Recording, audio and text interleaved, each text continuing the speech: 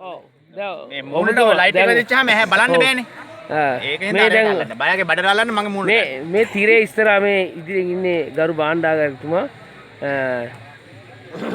එතුමා අද නිදි වර්ජිතව ඉන්නවා යුද්ධ රැග්ගය නිර්මාණය කිරීම සඳහා මෙතුමා තමයි මේ නිවාසයේ මේක නිර්මාතෘ. ඔව්. ඔබතුමා මොකද්ද මේ නිර්මාණය කරපු නිර්මාණය? දැන් ඉතින් ඔයාලට ඒක බලපුවාම පේනවනේ ඉතින් ආයේ අපි කියන්න ඕනේ නැහැ නේද? අපි නැත්තම් කියා ඉන්න තිබ්බනේ හදන්න නැතුව අපි හදන්න හදන්නේ මේම කියලා. ඒද ඒක කියන්න බැරි නිසා තමයි අපි හදලා පෙන්නලා තියෙන්නේ. එතකොට ඔයාලා දැන බලන්න ඕනේ ඒකේ මොකද්ද නිර්මාණය කියලා. එතකොට මේක ගොඩක් කට්ටිය අඳුර ගන්න බැරිුණු යුද්ධ ටැංකියක්. නෑ අපි හෙට ගහනවා නම. මෙතන උඩ ගහපුවාම ඔක්කොටම හඳුනා ගන්න පුළුවන් අපි හදුවේ මොකද්ද ලොකු අකුරින් ගහන. ඔව් බොහොම හොඳ බුද්ධිවත් තීරණයක්. නැත්තම් මේක හොයාගන්න කයි දැකලත් නැහැ වගේ. දැකලත් නැහැ නේද? යුද්ධ ටැංකි දැකලා තිබ්බට මේ වගේ ටැංකි දැකලා නැහැ නේ. ඒ හින්දා අපි ගහනවා ලොකුවට නම. ඔව් එතකොට ඕන විනිශ්චය මණ්ඩලෙ වුණත් හඳුනා ගන්න පුළුවන්. දැන් ඔබතුමාට හෙට උදේ එනකොට නිර්මාණය කරලා අවසන් කරන්න හැකියාවක් තියෙනවා. තව පැය දෙකකින් ඉවරයි. මොකද අපි ඔක්කොම සේවකයෝ ගෙනලා දාලා තියෙන්නේ. එයා ඔක්කොම වැඩ. ඊළඟ අධීර මොකද්ද ඒ කියන්නේ? ඊළඟ අධීර තමයි අපේ මේකෙන් කෙලින්ම මේ ගැමුණු හවුස් එකේ මේකට එල්ල කිරීම.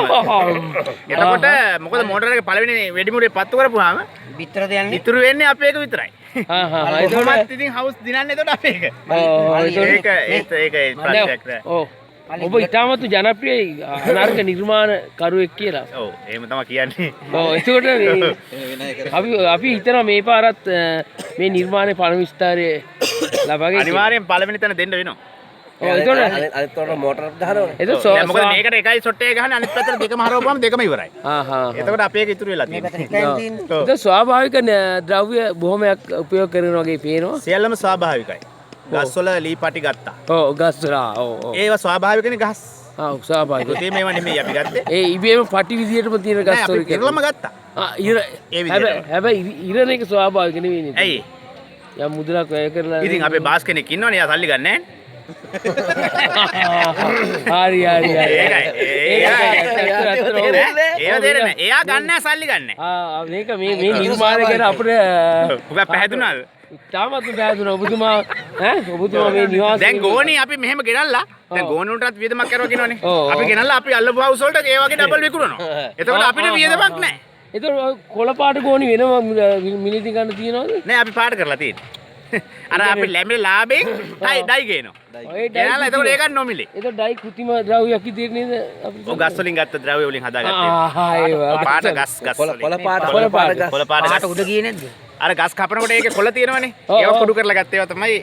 රයිට්.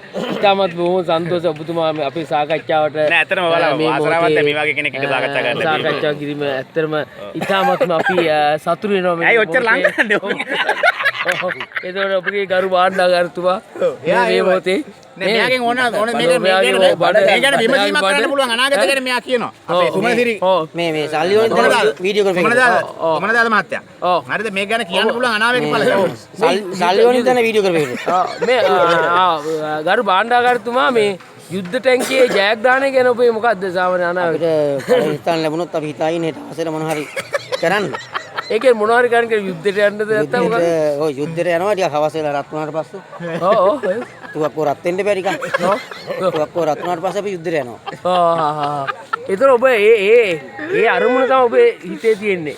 ඔව් අපි දැනට මම ප්‍රාර්ථනා කරනවා ඔබට ඔබගේ අරමුණ ඉෂ්ට වේවායි කියලා මම ප්‍රාර්ථනා කරනවා. මමත් ස්තුතිවන්ත වෙනවා. ඒ කියන්නේ ඇහුවේ. දැන් ඔබතුමාට කීයක් විතර මේකට ඔබ මුදල් ලබා දීලා තියෙනවද ඔබ? ඊට වැඩි ආවනේ. නෑ මේකයි මේ මොකද මේ වේදම් කරන්න ඕනේ නෑ අද කට්ටිය ඉතින් කරන්න බෑනේ.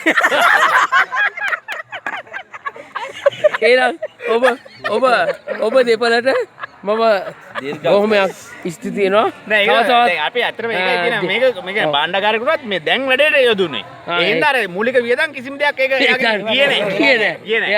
දැන් ආවේ. ඒක ස්වභාවික ගත්තා. අපි ඔබ දෙපළටම ප්‍රාර්ථනා කරනවා ලබන අවුරුද්දේ මේ වගේම හොඳ නිවාසාන්තර උත්සවයක් කරලා මේ වගේ හොඳ නිර්මාණයක් කරලා අමුම ඉන්න ලැබීම ලැබේවා කියලා ප්‍රාර්ථනා කරනවා. අද වගේ අපේ ඉන්න ලැබීම. බොහොම ස්තුතියි.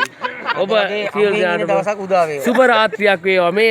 මේ ඉන්නේ ගරු භාණ්ඩාගාරතුමා සහ නිවාසයේ යුද ටැංකියේ නිර්මාතෘ.